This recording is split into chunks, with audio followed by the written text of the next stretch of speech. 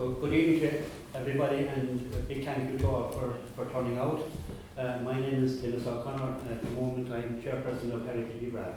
And we're delighted actually to be involved with Gerard O Malley here this evening in honouring, I suppose, a wonderful part of our heritage here in South Kerry is the tradition of the Boatbuilder. On behalf of Heritage Rath, a big thank you to Gerry and the lads for coming, and I'll hand you over to Gerry and he'll introduce these guests. Thank you very much. Thanks, Liss. Good evening, ladies and gentlemen, and thank you for coming tonight. A warm welcome to all of you for coming. In 2012, I was in conversation with Michael Fenton here. Reason being, the house that I live in now, the core of the house is about 200 years old. And the original occupants of that house, before it was bought by a German man who refurbished it and sold it on to me, were Mike and Elizabeth Fenton. And during conversations with Michael during probably the last 5 years, piece by piece, a very interesting story developed. And it is the story of the boat builders of Caherdaniel and Castlecove. And all of the panel tonight represent those boat builders. In all, there were 9 families. Tonight, there are 4 families. I will introduce them to you now. Gleeson representing the Gleeson family. Michael Fenton representing the strands of the Fenton families. Retired teacher Michael Donnelly, who will be assisting us with the context within which boat building and the fishing industry operated during that time. Michael Donnelly, boat building family, and James White representing the White family.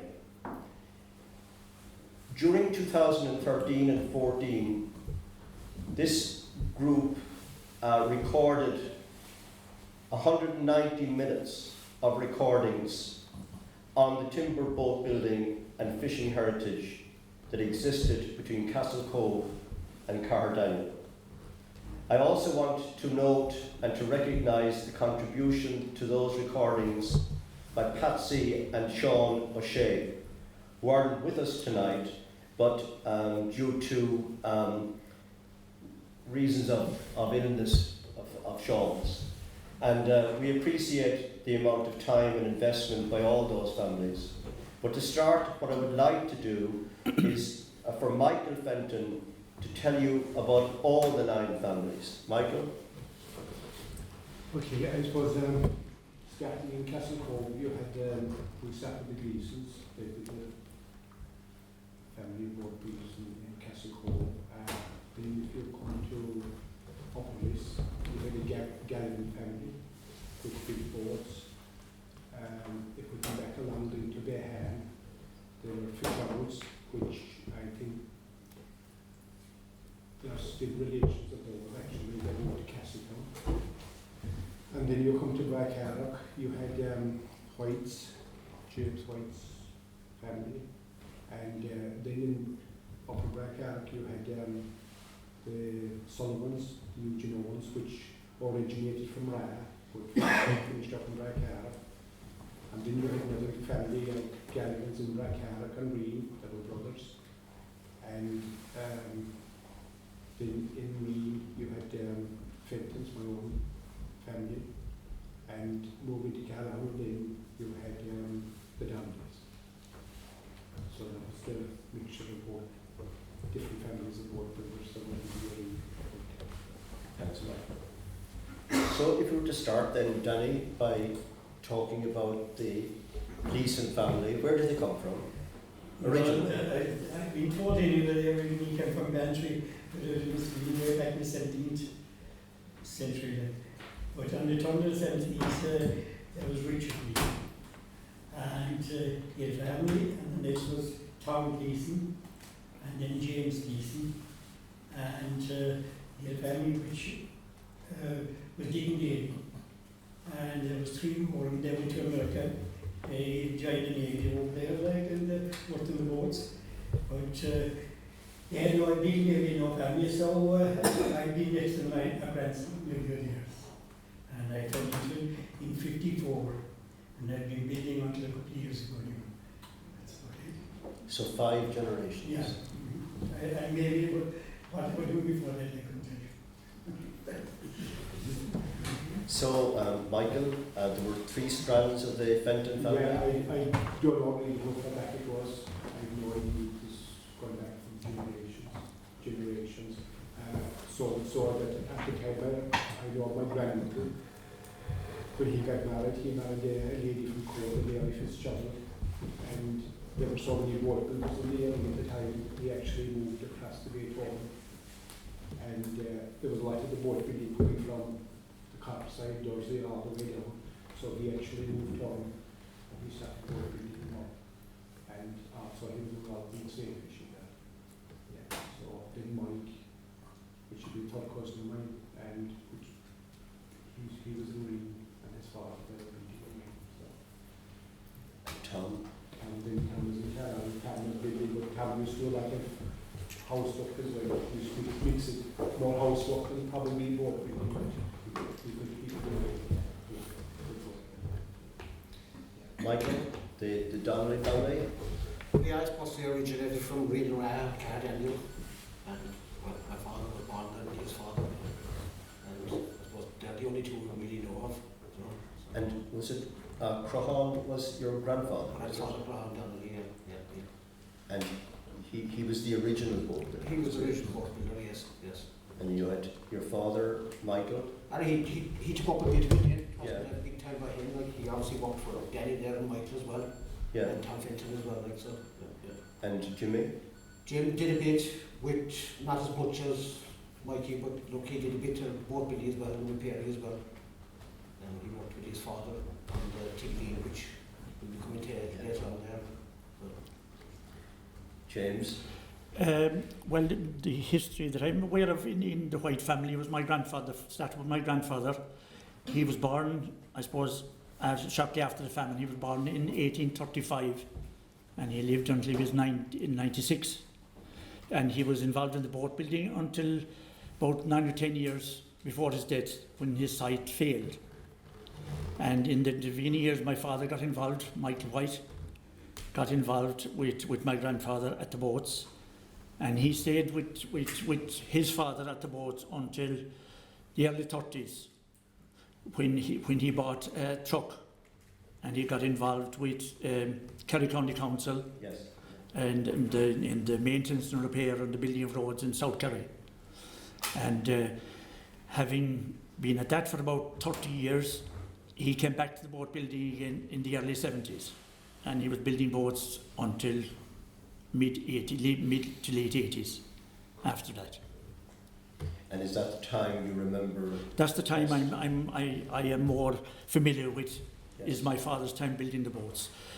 My grandfather's involvement, I hear snippets of stories about it, but I'm more familiar with my father's time at the boats. But my father, I suppose he was involved in the shop as well over in Brackaharagh, and he wasn't, one might call, a full-time boat builder, but he built them when he was quiet otherwise, and he had his regular customers. And I suppose we can't emphasize enough in the 60s, 70s, how important a boat was to the people in the area at the time, because it was their source of food. Fish was very, very important part of the diet, and a lot of the people in the area were used to own boats. And we'll return to that Yeah. again a little later. Thanks, James. Now, Michael Donnelly, you might just come in at this stage and talk to us a little bit about the context, about the background to the social and economic environment of the times. Right, thanks, sir. I suppose a lot of the people that we're talking about would be born in the late 1800s or early 1900s. And if you look at the period from 1900 up to 1950, it was really a succession of either economic wars or military wars of some kind. Just to go through them very quickly there, you had the Boer War, I won't bother you with the date, the exact date, but around 1900. You had the First World War, 14 to 18. You had the Easter Rising, 1916. You had the War of Independence, 1919 to 1921. The Civil War followed that. The Economic War in 1932, and you had the Second World War in 1939 to 45. So really, there was only one period there where you had more than 10 years when there wasn't some sort of a war going on, which was the period from 1902 to 1914. And during that time in Ireland, you had massive immigration. The famine was only 50 years back along the line. You had huge immigration. I saw in Derrynane Ferret's book there that in Clifton in Galway, that in one region there were 3,300 families, and there was 10,000 pounds per annum being sent back by the immigrants to the people at home. Now, just to get some kind of understanding of what that means in today's term, the price of a pint of Guinness, I googled it, and I discovered that the price of a pint of Guinness in 1900 was 3 old pence.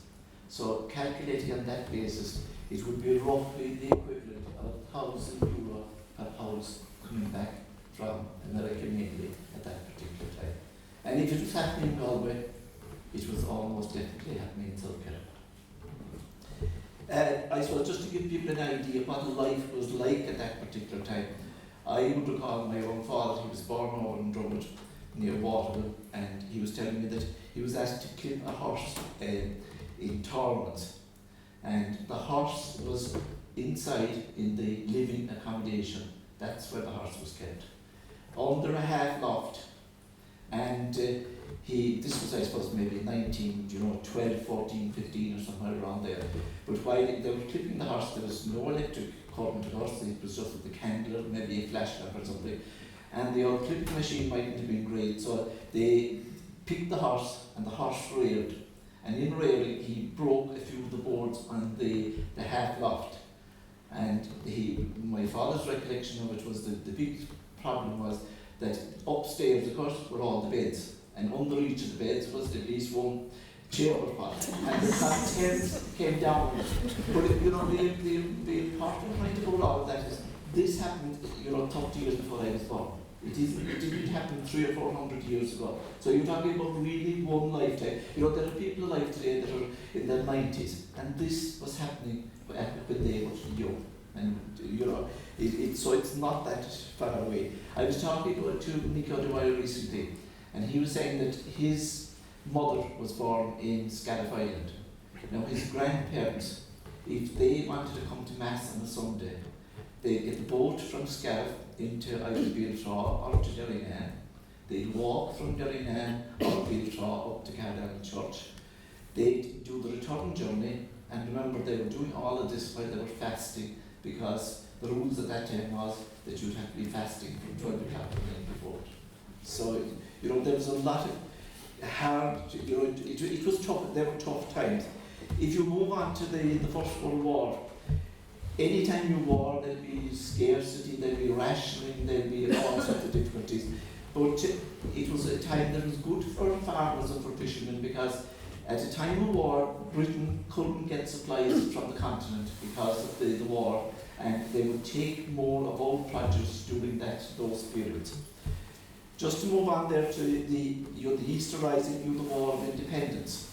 Now there was a huge amount of instability during the War of Independence, because you had black and tans and raiding premises, business premises being ransacked and all the rest of it. And again, a lot of difficulties and tough times for people. But I suppose the really troublesome time really was the Civil War, and it really was a terrible time and a most divisive time that people lived through at that stage. I remember being told about a mission in a church somewhere in Kerry, and during the mission, the stalls would be around the church. That went on for years afterward, and they'd be selling holy pictures and all that kind of rosary beads and all those sorts of things. But apparently a row broke out between a few women relating to the Civil War, and what really, I suppose, surprised people was that the weapons of battle were the pictures and the other things that were being sold in the stalls at that particular. But it shows just how divisive. You know, I worked out in Matthews, which is Freddie's place now, but even in the 60s, and there was an election on, and even at that stage, you know, the divisions of the Civil War would come out even at that stage, because it obviously had a profound effect on a lot of people, what happened during that time. In 1926, the census showed that 80% of men and 62% of women in the 25 to 30 age bracket were not married in Ireland. And a lot of people were gone because they were still immigrating. What you had, of course, if somebody got married, the girl would move in to the husbands would be living with the mother-in-law and the father-in-law. And of course the only exception to that would be in circumstances where the girl would be inheriting the property. Then the guy would move in with her family, and he'd be described as a clean stock. But you know, it wasn't a very good arrangement. I often heard in my younger days that there should be only one woman in the house, and the backdrop to that. But Michael, yeah. just for interrupting you there, in the context of boat building, it's interesting to note too, the backdrop is there was no electricity until the Shannon scheme. Yeah. And there were no power tools. No. Right? 60. So, and you know, the whole context of boat building was much different from what it is today. It was all hand tools. Yes. Yeah. Yeah. And you didn't have electricity until sometime in the early 60s. Yeah. So, you know, everything that was done, it was done the hard way, Right. and it was done on a manual. And for younger people to understand that the road system was not good. Well, the road system was terrible, and There were no motor cars, there were no lorries for distributing boats. Most of the travel was up and down the sea. yeah, that would be true. But just to get back, if you take the economic war, I mean, that was a very difficult time in Ireland, because Britain had an embargo or a tariff on the import of Irish goods. Now, the Irish government retaliated, but the difficulty was that Britain was we were exporting 96% of all produce to Britain, whereas Britain was only sending 10% across the other way, so it was a very uneven content. But what I recall about that is that people would say that the calves, when the cow calved, they would kill the calf immediately because they just couldn't raise the animals. You know, these were really difficult times and tough times, because they couldn't sell the animals that they had, so they had no business then keeping the calf. Well, that gives us certainly a context within which the boat builders worked. So, thanks for that, Michael. We'll come back to some of that material again later. But I think it's an opportune time now to talk about the types of boats, the size of boats, and the type of customers. Where did they come from? So, Danny, what were the types of timber boats that were built? I'm roughly 18 to 26 just now fishing boats, rowing boats, and later on the bigger boats came into Would they have been same boats and They followers? were and some would just be the 28 feet for the salmon fishing. That would be in the 50s. I finished up in the 50s. And the last one I done of that size would be for Blackwater. The Shea they had in there. And that would be, I'd say 60s, yeah.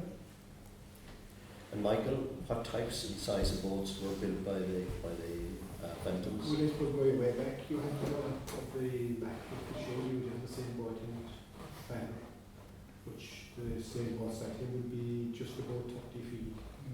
No, and Fenton was 27 feet.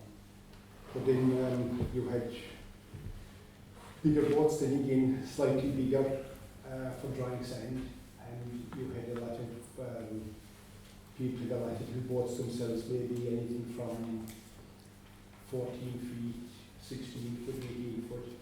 A lot of people had boats themselves for getting their fish for the winter, but they also had boats for cutting seaweed, because that time there was no artificial manure or anything, and they used to go to low water, because the seaweed, anything was washed in, was gathered up straight, so they go to and cut the seaweed off the rocks, and they draw it in for gardens and fertilizing fields when they were there. So they got to work in that time as well. And as well as that, then there was a slightly bigger boat they used to make for the sand. They used to use sails on it when they started sailing. That was before engine. So they were 26 to 30 feet. And Michael, what types of boats were built by the Donnellys? Well, I suppose, do you want to talk about the Tiggerleen one now, or? Of course, yeah. Well, I suppose types of boats were the punts, like what Danny was saying, 18 to 20 foot as well. But I suppose the biggest one, Caherdaniel built the Tiggerleen. She was built in the 1930s to the request of the Eldred and Waves in Derrynane. She was 34 foot. She had a mast and a sail. That was the specification for her to have. And she had two big massive, oars, paddles, as well. And What was that boat used for, Mike? well, she was used for fishing by the Dunravens. First of all, when she was built, I suppose, she was used for fishing by them. She was commissioned by the government to go into service. And she went into fishing in Portbury Harbour. And when she returned, she was in bad repair. And Donnelly was assisted with his sons, Mikey and Jim, and they repaired her. And then she was used by the Dunravens of Derrynane, their residents in Derrynane, for fishing, lots of fishing, potting, line fishing. And she went to touring islands, with picnics and different things. And then she was sold. She was given to Jim Donnelly in the late 1950s and the early 60s, and he carried on pot fishing and lots of fishing as well, and line fishing with her. And she was sold to a man in Coomnahorna, and that's the last we saw for them. So yeah. And James, well, in my grandfather's time, our grandfather would have built the same boats that Mike referred to there at the time as well for the mackerel fishing. In that, I suppose, way back in the 20s, 30s, there would have been a seine boat in every townland in the parish. I heard recently that there were two seine boats and followers in Farneark area, from the Scarifin down. There were two seine boats fishing from that area together. And each seine boat and follower had a crew of 20 between them. So 13 to the same boat. 13 and 7 to the follower. So you had 40 fishermen fishing from Biltop here at the one time, from that little area. But my father, then, he built boats from 30 feet down to his usual boat would be about from 16 to 18 feet. In that, the boat was built. If it was built with a heavier frame, depends on the use of it. For heavy fishing work, it was built with a heavy frame. But if it was a little pleasure boat, the frame and the timbers were lightened in order that the boat could be moved and pulled up easily and stuff like that, and when it was needed to be pulled up. But generally, as I say, 16, 18 feet up to 30 feet.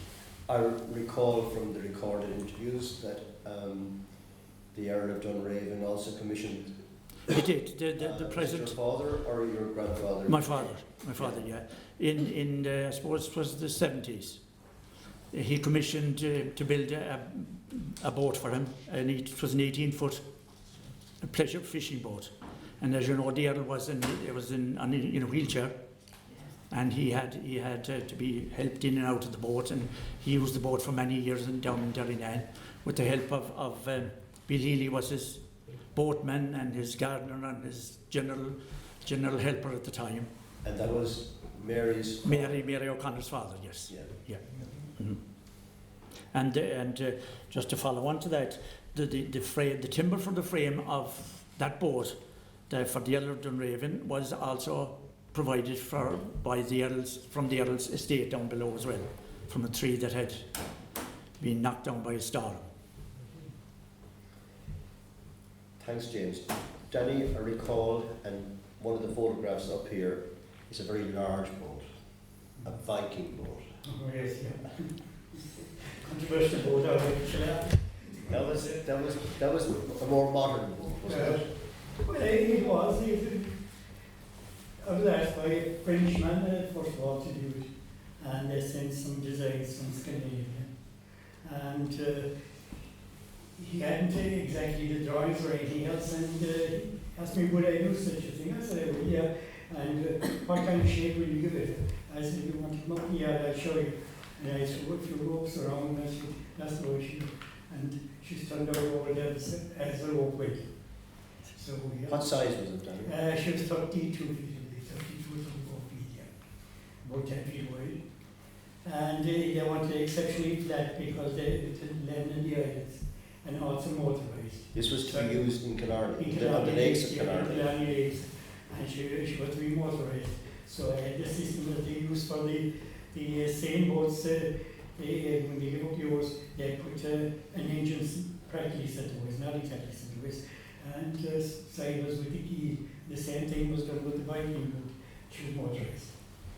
And apparently that she went accepted on the lakes. And they thought she was to be unfair competition to the other people.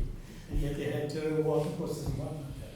But they went out anyway, the boat was taken up, and she stayed outside a restaurant for so long. It was called the Viking restaurant, between Killarney and Caherdaniel. And after that, then somebody bought it, and she went to Wexford Heritage Area. And whether she's still there or not, I'm not sure.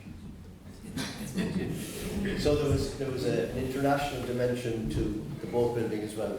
No, Can I ask a very important point at this stage? Where did the design of the boats come from? well, there was a design for each size of the boat, but as times changed, they were changed and adapted as well then. That'll be when the engines came on. A different stone put on, they were changed as gradually as went on, and depending on the sea conditions of the year, we changed the two. And Michael, can you recall from your involvement, did you ever see a drawing or a specification? And I would address the question to all of you. Did any of you ever see a drawing or a specification of a seine boat or a follower? No, not under recently. I saw a sheet of hardboard by my father. Yes. And the actual frame stick, as you would be familiar with, Michael, the middle stick in the frame would be, that's all that was in it. So the point And the shape of the frame stick was, there was a different shape for each length of boat. Yes. Yeah. The boat was wider, if the boat was longer it was wider and so on. Yeah. Developed by the boat. Yeah. Well, you see, I suppose there's a way of doing it. You don't have to have drawings, it's done with ribbons and stuff. And it's like you either have it. You see, the two, as the boat builders themselves, sorry. It's a kind of a fame. You can't go wrong with it. Sometimes you can go by a drawing, you can go wrong. Yeah.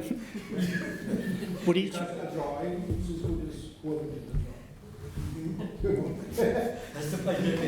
Yes, and Danny, as the point as well is that over 5 generations, it was always, It was never a drawing. there was never a drawing. no. No, the last 20 years, yes. Sometimes when I was bidding for the IM now, I had to submit drawings for the inboard boats. And the skills, how were they acquired? In many other crafts and many other trades, you had the traditional city and guilds, and going back centuries, to the 17th century, you had formal apprenticeships. Were there ever apprenticeships for boat building in this area? You wouldn't call it apprenticeship as such. We were following in the world of people's footsteps as such. Yeah. it came to the point that you had to be related to that boat builder to go on from this. You worked for years, but you wouldn't. You grew up with that. Now this is very important because we're now coming into the area of competition, and the designs were very carefully kept by the boat building families. Oh, yeah. God, yeah. That's like differences. Yeah. Different, little difference. Little differences, yeah. There was no major differences. No. Little bits. The people at the time would know by looking at the boat which of the local builders built that particular boat. Each of them had a unique shape or twist in the keel or twist in the stem or the stern. They had a unique style. Each boat builder had a unique style, and that maintained that. There was a good bit of competition between the boat builders on that. And yeah. Can you tell us a little bit about that? Can you tell us a little bit about Well, that? I'll tell you.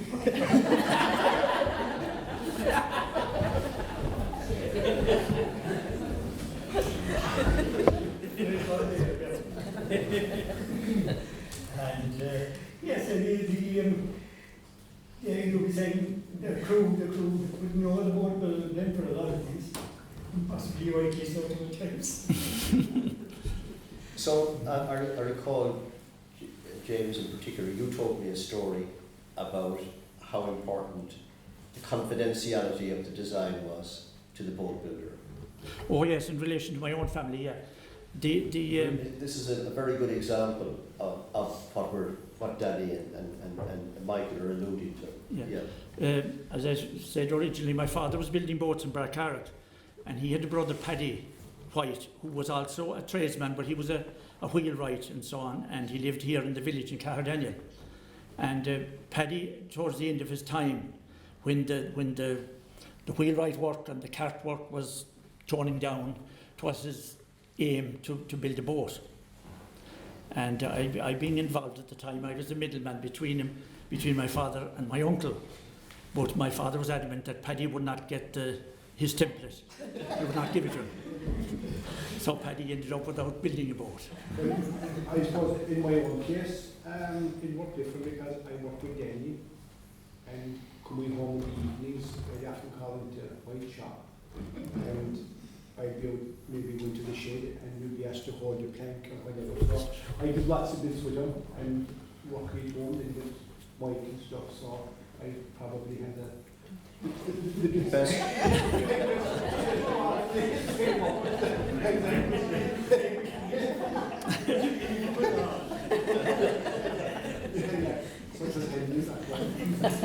If those could back to hear that, what Danny said, he was stealing from the boat. The types of timbers used in the boats, Danny, what were they, the variety of They were timbers? mostly oak in them, but in the big boats they had the oak, and the larch planking. But white deal planking, and some of them were done in larch, but larch was heavy. So to try and keep it reasonably light, and it was white deal. Yeah, white deal planking. Yellow pine, during the war, they used to get quite a share of pine with wood, and that would be used yellow pine. But mainly white deal. Because they had to keep the boats like that for storms and stuff. If you had to pull the boat up, and even for rowing the boats, the light of the boat was easier for storms. So that was a big factor. And where were the timbers sourced? A lot of the ribs, the end and the oak would be sourced locally in the Derrynane, and there was a lot of timber that in different farms and in the areas there. But most of the deep work, so we'll be talking about probably the mattress for the car seating, stuff. It will be different builders and different cases, but they're the main source of things. Yeah, there was a sawmill in a deer, and I got to know of it, and they had massive yellow trees, so when they would massive twist them with the bends like, and I got to know them, and they did very lot of it down. And it was great. And a major wall, they cut me the is the little white deep planking. It has come down the railway, and the railway lorry then will bring to the cross. Yeah, and collect it from there. But there was a railway lorry coming through to Caherdaniel, as far as Caherdaniel. It was right, it has to be in, yeah. That was handy to us. And so it was transported that way. We put it on the railway lorry to take it to the railway station and shipped off into wherever it was going. And this, just for anybody who didn't see them, a lot of the hand tools and saws are laid out over here that were used. But in the context of those tools, where were they sourced, and how much of them could be actually made by the boat builder themselves? The handle was one thing we could make, all right, but the steel itself we get. There was a stone class of India, very good tools. Mikey Needs. Yes. I used to get the board nails from here as well. Yeah. He was very good. And this was nails and stuff in natural currency on Canada. We used to get But they were so careful of their tools. That was, it was part of their trade. They were, more than careful of their tools, that they were handed down from generation to generation. I don't know, do I ever remember my father buying a new chisel, for example? That they were there for generations. The chisel might have been 8 and 11 inches long when it started. It could be back to 4 or 6 inches by the time he was finished with it, James and Mike and Danny, what would the age of those tools be that you brought in here tonight? I don't know the answer. It was after my granduncle, he was lost back in about 1924, so how long he was. A lot of the stuff that I brought in there would be down from Generation to generation. Oh, yeah. The other hand was at least 150 years old, because they said Timothy was open list ahead, and when they closed down or whatever, there's been the mostly clinker boats for Donnelly lakes. Brackaharagh and there's a mighty two out there. So I suppose you could maybe say to 200, but it disappeared, and to the children they got away looking for us. But Gavin would be careful with tools. I remember working with a fella, and he was after a G chisel. I picked it up after 3 G, they pointed the pencil. He passed the hand back to me, he said, That's remarkable. Oh yeah. How many men did it take to build a boat? Well, you'd have to have a minimum of 2. Especially if you're in a clinker boat, there is no way you would manage. We need 2 people. And approximately how many boats per month or per year were built, Danny? Well, in my grandmother's time, average about 12 boats a year. And that was going, but if they went to 14, the neighbours would know about it. There would be some blowing around the village. Yeah. And but averaging about 12. But later on, then when the electric tools came in, we went well above that. And the cost of building a boat, any idea of what the cost of building a sailing boat or a 4-oar boat? It's very, very, very difficult to break that down now, actually, because it depends on the amount of timber you had, where you sourced it, and you might have it inside for a long time, and you wouldn't even know what you had paid for it. So you would base it on to so much you put per boat at the time. And I've seen it when my uncle said that it was £1 a foot. And I built myself for £5 a foot. And then they went to 100. And I suppose, and then it was. So, yeah. Michael? Yeah, recently said not Really? Yeah. James? Way back to that. James, you did a little bit of research on this? Well, I did. I got hold of a few invoices belonging to my father. Now, we talked about the 70s now here. And in 1971, a 30-foot boat with a 5-foot or a 6-foot beam was £240. In 71, an 18-foot boat was 140. The same year now as the 30-foot. In 76, the same 18-foot boat was 200 pounds. And in 1979, the same 18-foot boat was 630 pounds. So in the intervening years, it was climbing all the time. So between 1971 at 140, up to 79 at 630. That is 600% in 8 years. Yeah. Well, there were lots of oil shocks and problems, inflations and in between, yeah. And as well as that, the availability of material coming into the late 70s of the elm locally was a problem. The elm disease was reported at that time in the mid-70s, late 70s, and any elm that was growing was rendered useless for boat building after that. That was affected by the elm disease. So the availability of the material was a major factor. So that brings us on to the customers. They were fishermen. Michael mentioned earlier the farmers on the other side of the bay, of Kenmare Bay. Mm-hmm. Roughly, what was the geographic area in which the customers were based? Well, in my situation, we were like down along the Cork side to Castlecove, down to Kinsale, even on to Yawn. We've done a lot for Yawn actually. And Kenmare is the open side, very much so, yeah. And Caherdaniel was the Cremon, there's some many different we built a lot for Cremon. I suppose going back in the old days, a lot of it was to be dependent on the distance bed road, which would be started at the Donnelly, all the way down, right into the and back up. This way, I suppose probably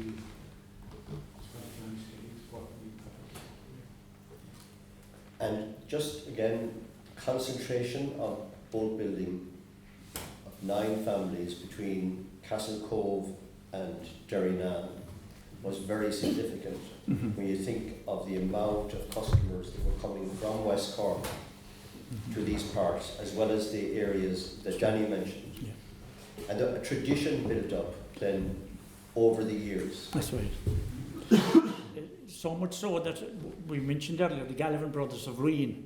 There were 3 of them involved in the boat building. There was Mort and Jor and John. And John was known as partner Gallivan. People might be aware of him. And he moved to Ballinskelligs because there was so much boat building activity within his own area that he moved to Ballinskelligs and started up his business down there with the Fitzgeralds in Ballinskelligs. He used to do a bit in Kinmare. He was travelling about mainly Ballinskelligs. Boatbuilder. Yeah. Now, in the context of your relations as well, Michael, because of the amount of people involved in boat building, one of your relations moved across. That's right, my granduncle, when he got married. It was such a crowded stage. Yeah, it was crowded here, and he got married to Mary Fitzgerald from Cork, and he actually moved home because there was no room in this area, really. There were so many boat builders, and there was an awful lot of work coming from the Cork side. So he actually moved home and set up, and he was boat building home, and he was also involved in the same issue. And how did his business develop there? Well, he was quite busy until about 1924. He was bringing a load of timber from Caherdaniel to Findy, I believe, and he also had a sailing boat. And somewhere inside the south of the Rath, they had a sailing tide that was through them going, there was another southern man with them. And it made a hailstone shower and a squall. And it'd been adapted to see the shower coming, and they reckon what happened that the squall, the boat listed. The blocks rolled and the boat capsized. And I was about to So that pretty big gap in probably fishing and seafaring and stuff for a good many years, I think, in the family. Within your family? I think so, yeah. You could feel it. I think they were more cautious after a long time. And also then there was a loop of mites, the house you were in. A loop of mites got lost just at the back of Reed after going to seaweed. He slipped off the seaweed. And how they actually found that body was they took the priest out and he put a sheaf of straw in the water. And the sheaf of straw drifted and kicked him over the body. And it started going in a circle and they were taking it to and look up the body. Remarkable. And how long was it after the person was lost? To be on the deeds.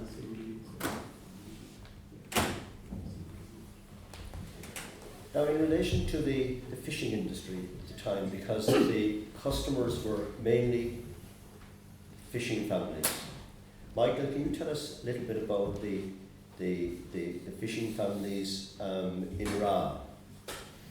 I would have got these from Sean Shea. He mentioned Paddy Looney Rath, Ty Lauder Shea Rath, Paddy Moore Shea. You know, everybody had to have a nickname because there were so many of the same name.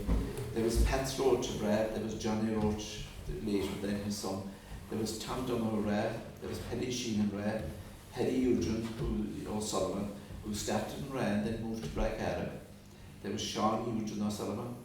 There was Ty Patty O'Shea back in Reen Rath. There was Crohan Grady in Lanshead. There was Jackie Galvin, as he was known, up in Upper Caherdaniel. There was Mike Sullivan, Rathfield. There was Ty Lauder O'Sullivan in Steg. There was Timmy Galvin, the Smith, as he was known.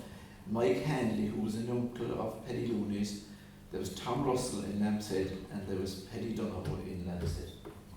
So you had, there's 18, I wouldn't say 18 families, but there's 18 names there. Because some of them were members of the same family, which certainly had 14, 15 individual families. But they'd say during the same fishing time, I'd say everybody along the coast must have been involved because there were so many sailboats and families. You know, that just doing the same fishing, maybe individuals more than people lobster fishing, must have been involved in the same. It was mixed everywhere. Now, just to get a context now of people employed for a moment, what we're hearing from Michael Donnelly is 18 people, perhaps families. If you take a sailboat, there were 13 people to the boat. There were 7 people to the follower. So the crew in that particular set were 20. There were 9 of them. That's 180 people. And if you take 18 boats, you're extrapolating that, and it's much greater. And Michael is talking now separately from Michael Fenton is talking separately from Michael Donnelly. Michael, you gave me an idea of around White Strand back to say Glenbeck. Beltron. Okay. It was about 9 sailboats we knew of there. There was the White Strand sail, and there was a sail in Behan. There was a sail in Cole. There was a sail in Brackaharagh. There was a sail in Reen. There was a sail in Gleeson, and a sail in Rath. There was a sail in Rath. And there was, I know, one in Coomnahorna, just saying, you think there was two. There were two working there together, yeah. So we're talking about 180 people directly involved in fishing. Don't forget the number of families involved in the boat building, nine families that we know of, okay? So, and a number of people employed by each one of those families. Then you had the coopering, the making of the barns and the boxes for the fish, okay? More people employed, and very importantly, and Michael, I will hand it back to you now for a little bit, the women were so important in the curing of the fish and supporting the fishermen. Yeah, I mean, women worked extremely hard at that particular time. You know, the big families for a start. Milking cows was part of their duties. Sailing the turf, they were involved in that. There was no running water for washing clothes. Water had to be drawn from the well, and water drawn not just for doing housework, but for the drawn to animals during the winter time on occasions, and they were responsible for all the cooking because there was a golden rule that men just didn't work in the house, that was women's work, and you know, it was really ongoing, and making the churn for the butter, sewing, darning, knitting, it was endless really. And in addition to all of those chores, they were involved in the curing of the catches which came in overnight. And just for a moment, I'm going to interrupt you again, Michael, because Michael Fenton might tell us how the fish were caught. All the fishing was done by night. You had to the dam. Because at the time you didn't have sandals or sonar or anything. You had was what they went to that was the bodish phosphorus in the water. So when they went out, and also I suppose it started. The phosphorus was the coat on the mackerel. Well, you know, to the phosphorus in the water when the fish moved, it lights. Yes. But I suppose to the beginning of the racing of sailboats and stuff as well, because if there was a shoal of fish, the first boat they got to the shoal, they went to lift the shoal, and I think that's where the racing started originally. Yeah. But that's how they got their fish. They went out and they kept tracking this other phosphorus, and by the size of the phosphorus, they could tell the size of the shoal of fish, and they were able to sit there on the shore. And that time in the sailboats, they were only using 5 oars. They were using an oar for the sailing boat, the sailing. And then in the dark, this was all done in the dark. You had 3 oars against 2 oars plus the rudder, so you get a beautiful circle. It happened automatically.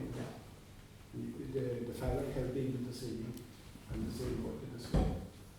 And that's what they got that fish. So they brought that in the saying what would hold the net if they could, between the 2 boats, if they could manage the amount of fish that was there, they'd fill the fella, send her home, they did the hull, and also the other lads would take other boats that would be available to them and row boat out, and they'd fill that.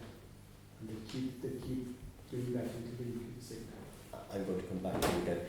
Michael, so the fish were brought in and they were cured by the boat.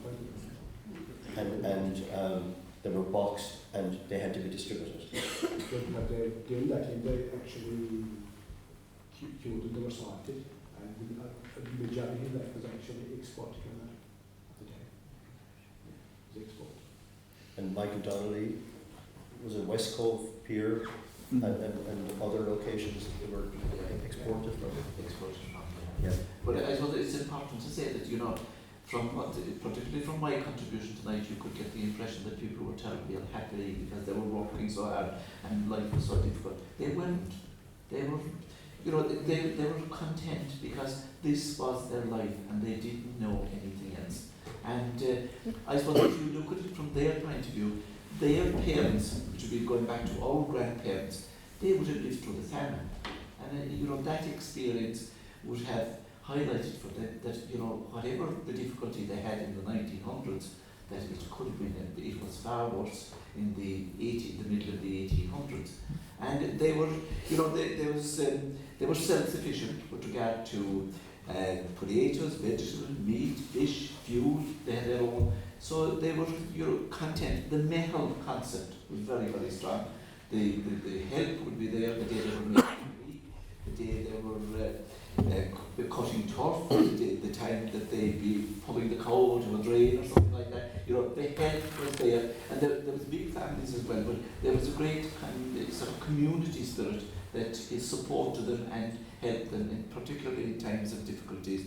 So, you know, it would be a wrong picture to say that they were very unhappy or that they were complaining about the strike. I thought the other thing was that they had very strong faith, and there was a belief at that time that, you know, you weren't put in this world to be happy, that came later in the next life.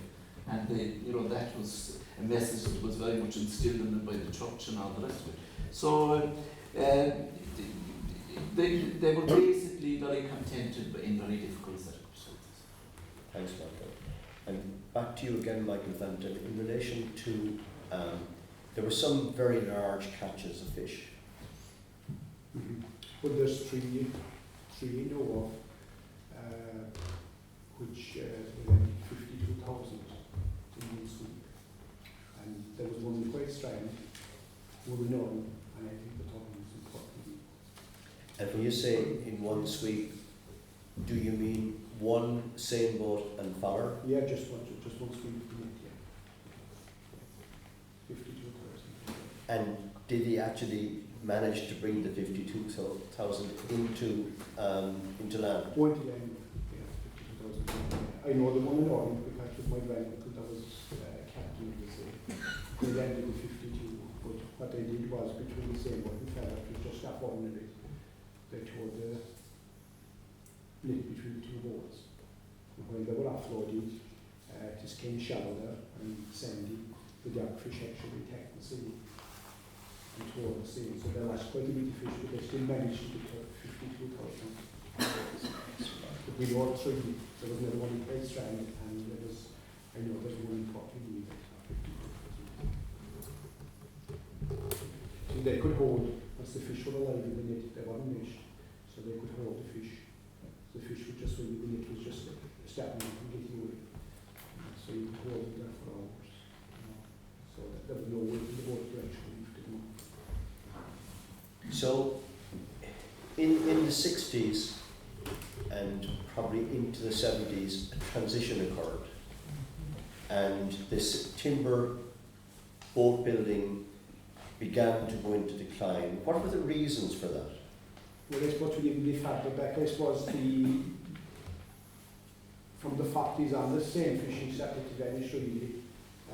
Why was that, Mike? Well, I suppose the likeness of the motorboats started coming in, 50-footers with ring nets and drift netting came in, and 3 or 4 or 5 lads in the boat could go away and they could stick out in rougher weather, they could shoot them at night and they could drift away, they didn't have to be out all night. So it changed the whole scenario. You hadn't have 20 men, 4 or 5 men with the rock away because you didn't engineer a bigger boat, and you had probably reached so it changed the whole scenario, changed. Even still changing, right? And of course, you had the introduction of the fiberglass. Oh, you had Yeah. fiberglass, yes, I think right from timber. Timber started getting scarce, I suppose, really. The wood I came and the wood I don't think they even really to be honest. Donnelly? Well, I find the same situation. I did the fiberglass hole, and we do job of 7 actually. And the dingle board you have to work down, and at that time I was asked whether to do the 26 footers. But I declined at the time because there were too many young children not the office. Yes. And the fiberglass started coming in, and I'd say into the 80s, 90s, it was well used, like nearly everybody had it. And more maintenance. The maintenance would be a problem with the timber boats at that stage. When they were being used to the same extent as they were in the earlier years. It was more expensive. You had an annual week's work and the maintenance of them, the caulking and the painting and so on like that had to be done yearly, yeah. So I suppose the massive immigration contributed to the decline as well. Even in the 50s, there was a priest here, Father Mangan, I checked it, and he was here from 1949 to 64. And I remember being told when he was leaving in 64 that he had several weddings during those 15 years. But there was only one couple that he married and was staying here in Canada. All the rest were people, women in particular, that would have been in England, came home to get married and went back to England afterwards. Now, even if that's a slight exaggeration, it still highlights that over those 15 years, very few people actually got married and settled down because of the level of immigration in the place. So that had to the numbers would be there really for the sailboat fishing and all that. I recall, can't remember which of you, but one of you said to me that there was an opportunity lost sometime in the 40s and the 50s in relation to investment in larger boats here in Ireland rather than going abroad and importing. Which of you So said that? that was the boatyards, I think. You see what BAM did at the time when what timber started getting scarce and hard to get, and they closed the yards. They just after being the boatyard, they closed them. Which they're right to do that, they must change over to fiberglass. They're ready to train people in big steel. Like you take all the boats that's going to all the big ports, all the big stuff. There's many that needs to have a bit in the country, which is a pity because there's plenty demand for it. There's plenty work even in maintenance and all that. But they should be at that time. I think they should have adapted over to steel and fiberglass. So that was the time when the late 60s, I suppose. Yeah. And that was the time when there was a conversion of the sailboat from a working boat Well, she was to a racing boat. She came, it was from the factories on, she was kind of getting really, factories on, maybe factories getting, she was. And did you find a very big change in the type of boat from the old sailboat to the racing boat? You had to adapt to the light in your hand. And Well, the old sailboat, you had to carry crew, plus you had to carry net at him. And they were the old hempnels. It could be a couple of hundred weight. When it was dry, when it was weight, it could be half a ton of it weight. Plus, you try to carry as much fish as possible. But the racing boat, that's only just carry the bare crew. So you much smaller for one, you try to make it more streamlined. Danny mentions light of hand. What do you mean by that, Danny? well, the old fishing boat, you had the strong timbers, strong backing, maybe 5 years, I think. And then when you went to the racing boat, you had to drop below the half-inch and much lighter stick. You had everything lighter. And it was only sold for the other no fishing, it was sold for racing. Now, in your case, Danny, if I recall, you were commissioned by Kenmare to build 2 4-man boats, which were very successful. They were the smaller no, ones. so actually, Was it your granduncle's? It's your granduncle's time, and the picture of it is over there. Yeah, and they were commissioned to build the Swallow, the first Swallow. And that was going to Kenmare that ordered that one. What year would that have been? 1937. Around the same time as the Pirate, yeah. And it was John Gallagher that built the Pirate. I did them recently, and they were in competition then with different authors. And apparently we started to achieve this one over. And the Swallow ended up in the by yards afterwards then. That was Swallow 1. Yeah. Now, was Swallow 1 ever defeated? Well, my uncles told me that it wasn't. But they did. Obviously, there was good news because the Kenmare came back to you a second time to you to build a new Swallow. No, don't get me on. Was it not? No, we built that for ourselves actually, and Sneed. And Sneed. Yeah. Okay. And That was Swallow. But I thought I gave it the name of the Swallow because of the previous good work. Yeah. But that time then, of course, between the sailboats, between the builders, there was fierce competition as well, but between the captains of the sailing as well, Each captain wanted to have the biggest catch, they wanted to be out first, so it was a competition every night that they were going out, to be first to the shore, have the biggest catch, So that type of psychology continued on with the racing.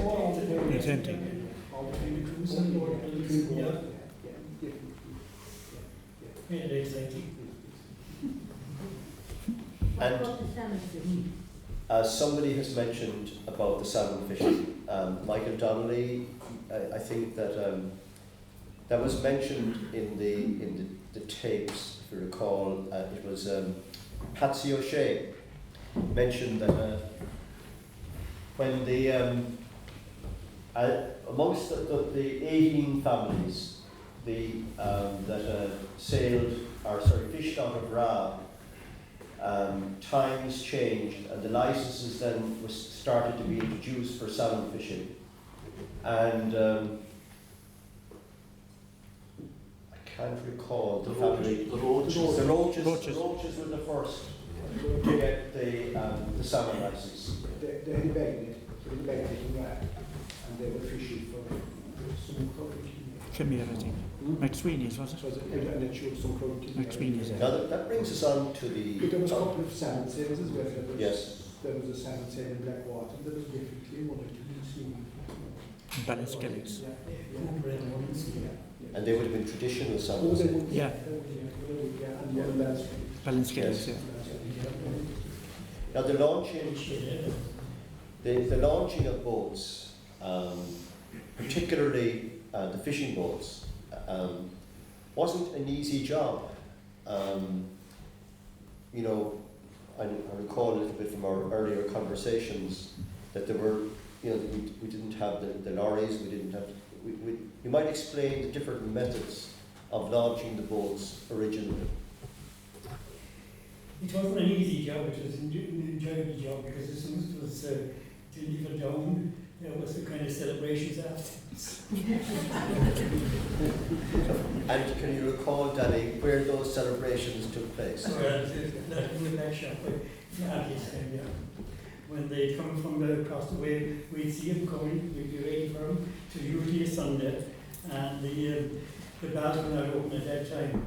But the fact that they were outside, it's such a mighty outside the area, they'd be left into the happies, and of course we'd be with them, we'd be left in as well.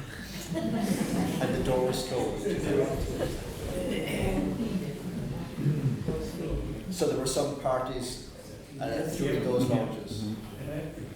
And carried it supply with him on the way home as well. But I recall you telling me about the fact that, and Danny as well,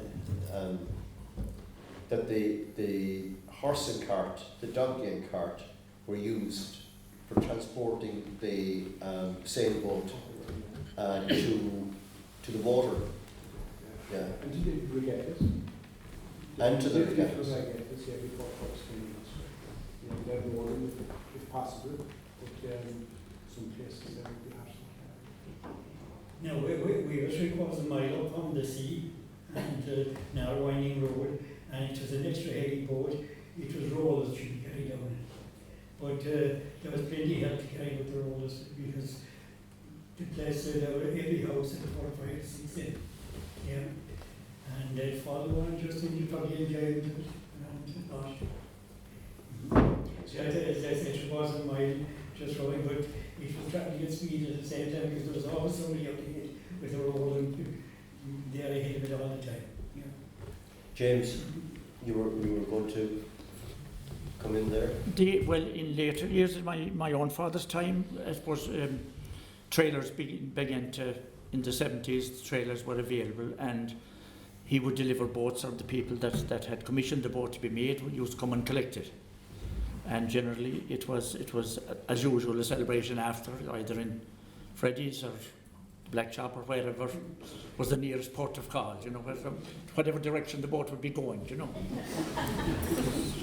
I suppose that brings us on to the social side of boat building, and Michael, I recall Michael Donnelly, you telling me about your memories of the very first regatta that you went to. Well, I suppose, yeah, I was back in the same boat, I was here, I suppose.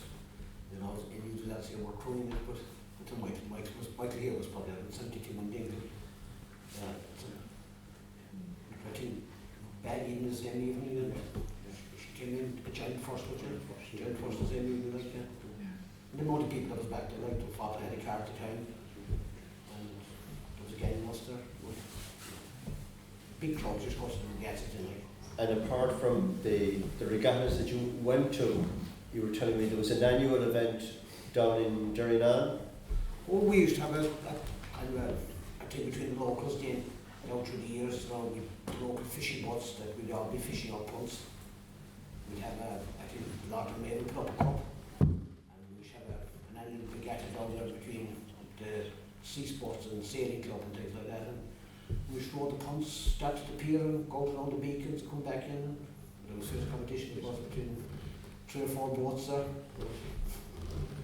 Enjoyable. You were doing everything to get the boat ready for that, because there was a couple involved and a bit of pride involved as well. Like, so. There were same boats built more recently as well, and Michael Fenton built a same boat. Was it 2010, Michael? Yeah. Can you tell us a little bit about that? Yeah, she was for the locals for the year in 2018, and yeah, they're good years. You won the All Ireland, Yeah, and we won the All Ireland, yeah. and the Cox is in the audience tonight. Yeah, that's right. Thank you.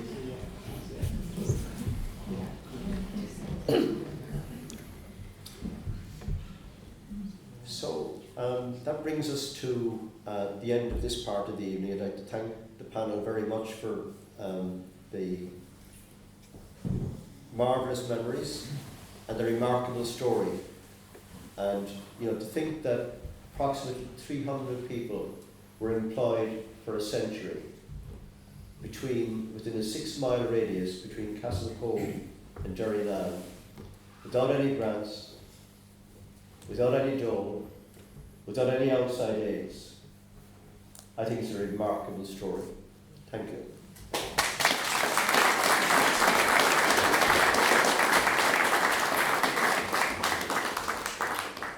So we're going to hand over for questions, but before I do so, I want to recognise the attendance of Marguerite who's here tonight.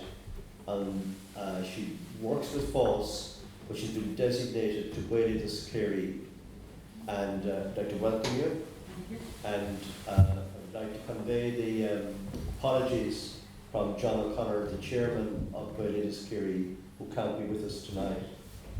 The 190 minutes of recordings has been copyrighted to Boatbuilder Kerry. It's now in the hands of Boatbuilder and also the Irish Folklore Commission, and in the library in Muckross.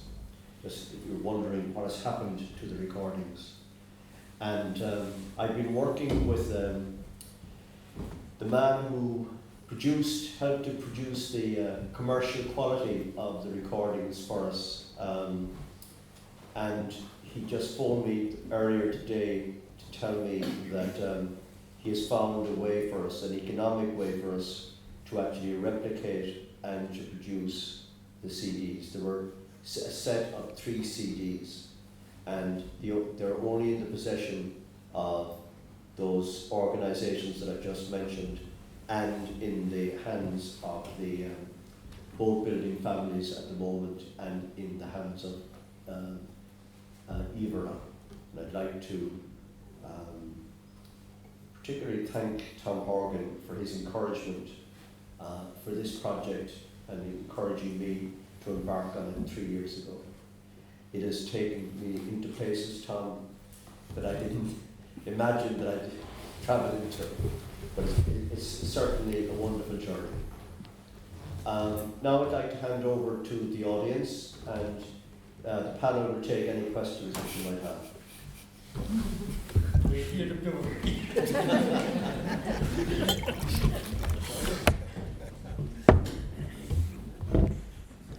Sorry to invite us to anyone at the panel.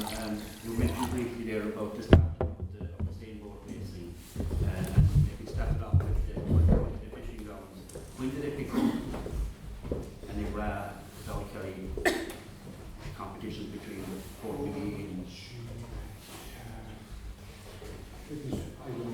Going back into the 20s, I have a picture of the release of what in 1942 in Sweden, so it was long before that. I don't know what to taking it on I suppose probably whenever the sail fishing originated, that the racing fairly shortly after. There was a story told about a woman with a sailing boat. It must be back in the 20s. but Michael Fenton would know this, and the gentleman there. Derrynane from Code was a member of the same boat, and they had a great catch of mackerel, and they needed barrels, and they needed salt, and the gentleman who was buying the fish was Timothy O'Connell from Caherdaniel. He was a former Republican, and he was a gentleman working with him called Michael Sugar. And in those days, if you wanted to send a message, you had to send it by telegram. And in those days, you paid for every word that you sent. So he sent a telegram to Timothy O'Connell, and it said, send salt, barrel, and sugar.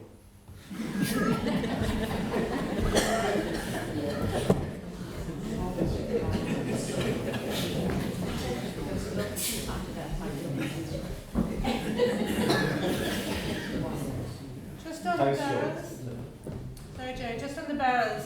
I've been doing research into sailboat fishing and the role of women for a couple of years. My grandfather would have been Coomnahorna from Derrynane, Castlecove. He would have been the captain of a sailboat crew, so I grew up hearing all about sailing. And my dad, and I heard about the Fentons of Rath, or the Fentons of Reen, and the different families from my dad and his father, or his uncle, or my uncle, his brother. And anyway, I've been doing research into women and their role, but also generally the same fishing, and I've been looking for traces of that trade in terms of any of the barrel tops or any materials that might be in a shed, in the back of a shed. You know, I've come across one or two barrels in Castlecove, you know, it would have had McCarthy and mackerel on the barrel cover. If anyone knows of anything lying around from this area, it'd be interesting to let someone know in the Historical Society. Just in terms of artifacts. This lady has travelled from Ballycarnahan tonight. Well, from Ireland, yeah. And thank you. And when you say, what exactly do you mean by lying around? What type of things, what type of boxes are you talking about? From what I've been told, behind my family's cow house, my cousin 20 years ago saw a stencil that used to be on the top of boxes when they were exporting shellfish. So I must go up and see, can I dig it out? I don't know if it's there now, but if anyone knows any traces of that, I'm just looking for... So Coomnahorna would be a buyer of shellfish at that time. Yeah. He was a buyer, so... I heard that, yeah, I mean, so long ago. But the one other thing, my dad now, when we came back to live here, I was born in New York, but he had emigrated. But and then in the 80s, he happened to mention to a friend of ours who lived in Dublin that he remembered his father and probably many other people in the area being interviewed by Tygo Murku, who was working for the Folklore Commission at the time. So didn't this woman get onto the Folklore Commission and get the tape of my granddad, Coomnahorna, talking Osquelga all about the same fishing? And I got it translated into Irish. And you might like to hear it. I mean, I have memories of different bits. And he was talking about racing, and he was talking about dealers. And so if you're interested, I could pass on a copy to whomever. Yeah. You know, and this was done in the 50s. Osquelga now, so there was a lot of Shea. That's one thing that's left after all those people that fish the seines, which Dale Casey would know is they built the slip actually in Wisco. The people that were seine fishing. Okay. They gathered the money themselves and actually built it. The original slip that was there, and if you remember there were steps in it, and there were steps for two reasons. The boats were pulled up by hand, down by hand, but also for drying the water up and down for washing the fish. For washing the fish? Yeah. Yeah. Okay. So lots of people asked over the years why steps on the slipway, but that was the reason. At that time there was no such thing as a tractor or winches or anything. So they had the sense of the slip was slow. The boat that was between wooden pieces fitted in the concrete, and you'd steps either side, so you had good power to be able to slide over. And the ruin of the salt house was in Westcove right up until the 50s. It deteriorated with weather and stuff, and it was carted off. It was a big 2-story stone building. Who was making the salt? Well, no, it was where the fish used to be cured. Oh, cured. Cured, yes. It was called the salt house. Okay. But I'd say the chances of getting a barrel would be slim because there would be all new barrels that would be built and they all went away in steamers, so you know. Yeah, that's You, okay. Just that would be my, I would think, yeah. Perhaps you'd leave your contact details Yeah. with me before you. I will Before do, you yeah. There would be pictures, taking a few pictures of the barrels stacked, waiting for the steamer to I have some, and I can share that with like the Historical Society, and then if you print it out or whatever way you would circulate it, I'm just trying to keep We that have now. access to those particular photographs, Okay. but in relation to the tapes, we'd be very interested in getting the tapes as well. Yeah. Yeah. And I was up in Dublin too, and I was looking through different records, DAW records, and I know there were different petitions. I remember you were talking about the boat. There were different petitions by politicians in the 20s trying to get funding, or even before 1900 to 1920, trying to get more funding because you're saying everything was done with no dole or no grants or anything, but they were trying to make sure that the industry was supported, but there wasn't enough political will and there were competition from England and all kinds of things. So there's a lot more to the story that's kind of lying in the corners. But I suppose it's worth mentioning the change of attitudes. In the 40s, during the war, the vocational school in Boatbuilder opened in 1938, and almost immediately then the war started, and there was a huge scarcity of bicycles and parts for bicycles. But it became the only technical school in the country that had a boarding dimension, because they couldn't get the students in from Caherdaniel and Castlecove and Ballycarnahan and places like that. So what happened was they'd be taken down on a Monday morning, and Michael Brennan told me, I think it was Teresa and Ann's grandfather was taken down in a horse and trap, and they'd go down on a Monday morning and they'd stay in houses down in Waterville, and they'd be brought home on a Friday evening. But Michael Brennan, who was living over where Lady Broderick's place, he was telling me that all the older carpenters just couldn't understand what he was doing up and down to Waterville, because the idea at that time was when you were 12 or 13, you left national school, you went into an apprenticeship. And the idea that you'd be going after school for a couple of years after that just didn't make any sense. Now maybe that explains why in Ireland as a whole, up to the middle 60s, nearly 50% of people didn't left school at the age of 14 or younger. But how things have changed. I was just wondering here, when I was a teenager in the 50s, Coomnahorna had a boat, and my father and himself used to go out and fish out for mackerel and for whatever they caught in the net outside. And I was wondering to myself, where did he get the boat? Was it a Caherdaniel boat?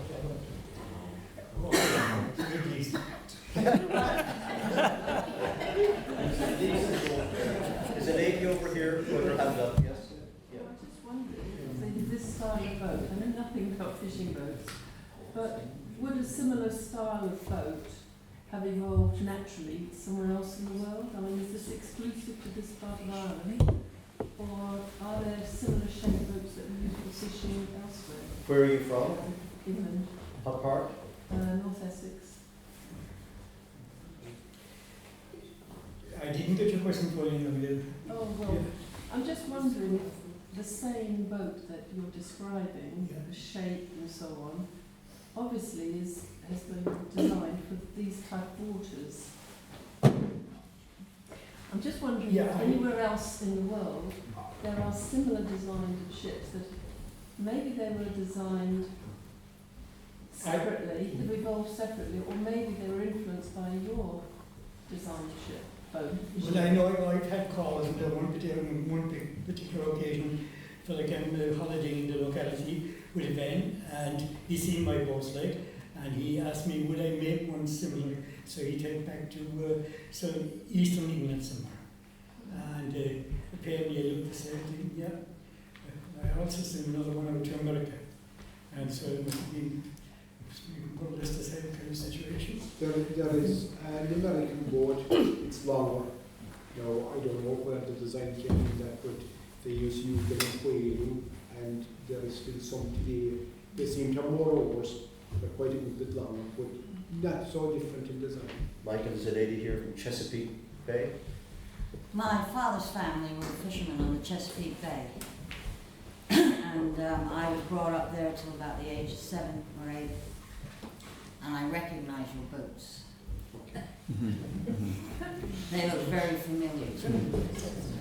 And I knew there was a part of Tidewater, Virginia on Chesapeake Bay where my father and his family called them Guineamen.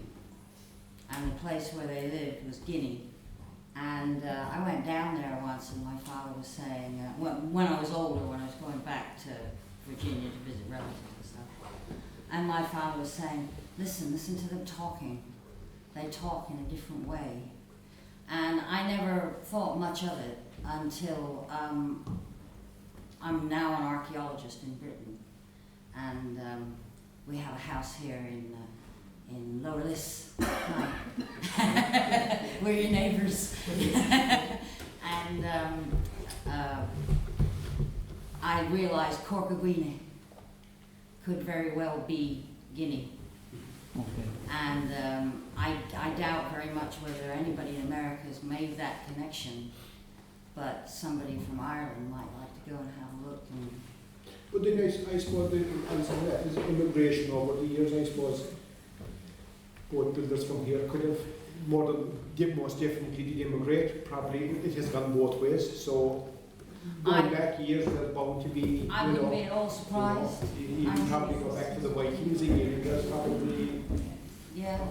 But it's the same as the clinker build, and it's the stem, and it's the flat stern, and they're used for fishing, and they're sort of a bit beamier than you get on a sailing boat. I did want to ask another question, actually. You've got local timber sources for your for the oak, for the frame. Yeah. And you've got curving elements on the ribs. Yeah. And the stem, would you call that the stem, the stern? Yes. The stem, the stern, That yeah. also curves. Yes. Do you actually choose pieces of timber that are already curved because there's a branch Yes. coming out? The natural curve. The natural curve. Yeah. Very important. I always suspected that you did that. Yeah. You look very much for that. And do you ever need to steam any of your wood Yes. in order to bend When it? we do the steam, we bend the clinker as well. We Uh-huh. also build the steam, we bend the clinker. I And wondered whether you did it all with just the natural curve. yeah. Except the gunnels maybe at the top of an ordinary boat for the top timbers, we call them the gunnels.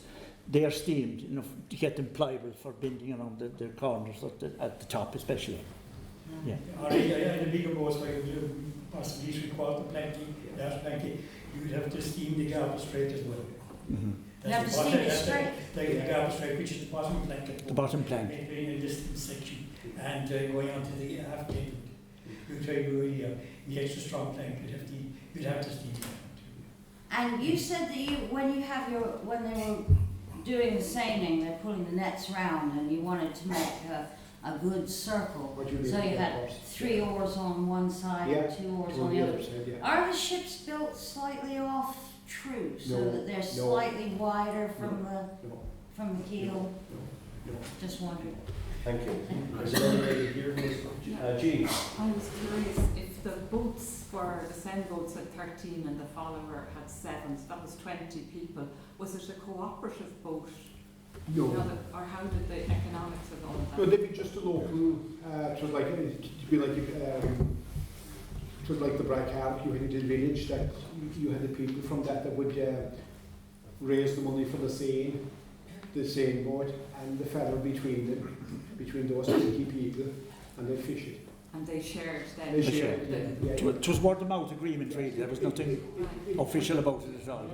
It could be 9 or 10 people could own it between them, all 20 could own it, or maybe one person would own the same boat and one person would own the same. It varied from place to place, it depended on who had the money at the time.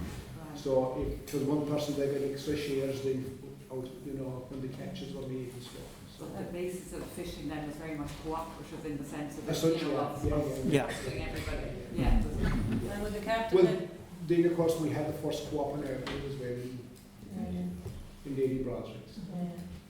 First co-op store in Ireland. So maybe it's different from So the other- practice of cooperation of actually rowing. Yeah. But Danny actually made a comment which many didn't catch. He said there was nothing in writing. He did a really interesting comment, Danny. Well, no, it's mostly word of mouth. Trust. Yeah, But trust. Trust. Yeah. Your word was binding. And the captain then, was he would divide up the share, and even if one of the crew was sick, he'd still get his Oh, share. yeah. Yeah. Customs. Oh, and- Yeah. And was there ever casualty in the fishing? Oh, gee, yeah, lots of, yeah, there was quite a bit. Yeah. That was everywhere, all along the coast, to be honest, yeah.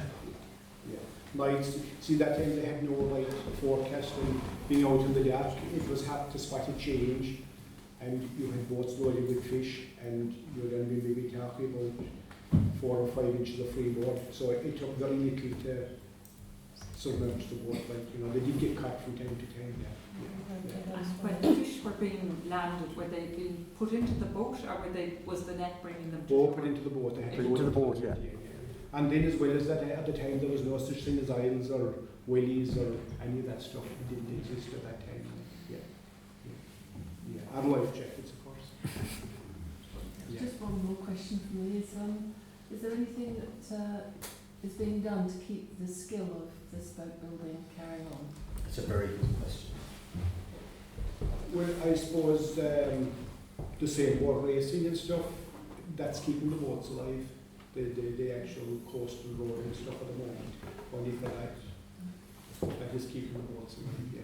But to pass it on from one lot to the next, there's nothing to do on the site. You know, unless a son will take it up. The last occasion that happened was down in 1978. 78. There were classes organised in the area through the VEC. Michael Donnelly was involved in organising those, and there were Danny was the instructor at the time, and he got. Pictures of them over there actually. There was somebody building water, and the others getting Yeah, there was. James was 1978. 78, yeah. It was a VEC class, a night class, and 3 boats built at a time. Danny guided us through the process, and then when from September to Christmas, 3 boats were built, and from Christmas to Easter, another 3 were built. So there were 6 boats built, and the following year, I think it was 5 or 5 in Waterford, yeah. I hate to say, but that's 40 years ago. Yeah. Yeah. Yeah. Sorry, Dennis, just a lot of the modern boats now and 4-oar boats and the 4-oar racing, they're all gone into fiberglass. There, yes. No, Was the same boat ever made into fiberglass? no, before the racing. Yes, they did. There's certain regulation laid down for the racing. They have to be timber of certain substances and all that, or certain of white eel. Yeah. There's regulation book on that. Tom? Training for the regattas was obviously a tough job, but somebody told me one time that one of the Mahonys there, Costi, was cox of one of the boats there, but his definition of a fella that wasn't pulling his weight trying was any fella who couldn't get out of the boat without help. I would say that if they couldn't get out, they looked for help. Jean, you have a supplementary question there? Was there a rope industry here for making the nets? No. Was there a rope industry No. here for making the nets? The Where boat did that- the nets come The from? most of them made their own nets at that time. Yeah. And would they made out of rope or what were they made out of? Oh yeah, hemp trade. Hemp trade, yeah, light trade. I think is there one final question? Yes, John Joe. I'd like to bring it to the attention of the meeting that the Tyrrell family, who from our club in the Asgard, is represented tonight by Dorothy over here. Is everybody aware of that? Brothers joined the road. Yes? And I'd like to add to that, John Joe, that I'm trying to persuade Dorothy to write that story. Oh, that's to a And the question I have from my Donnelly is, the biggest boat in the parish was built of concrete by his grandfather. Where did the plan for that concrete come from? What is it? So I'd like to ask her, that's a secret as well.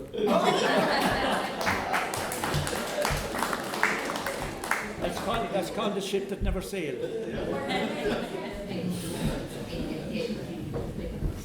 Were there ever tragedies? Were there boats that were lost in the course of the sail fishing? Oh, there was them, yeah.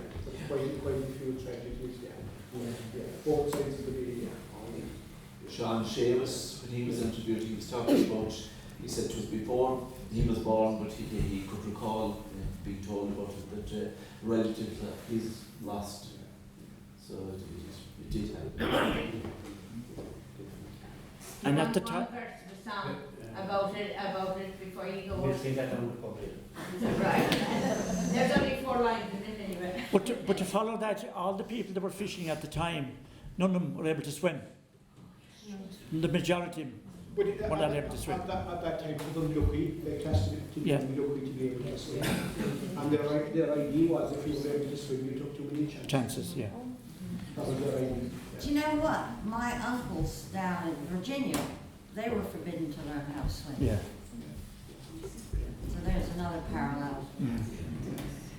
Very good. They know how to swim. No, just I say it's been fantastic, and I think the lads deserve a massive round of applause.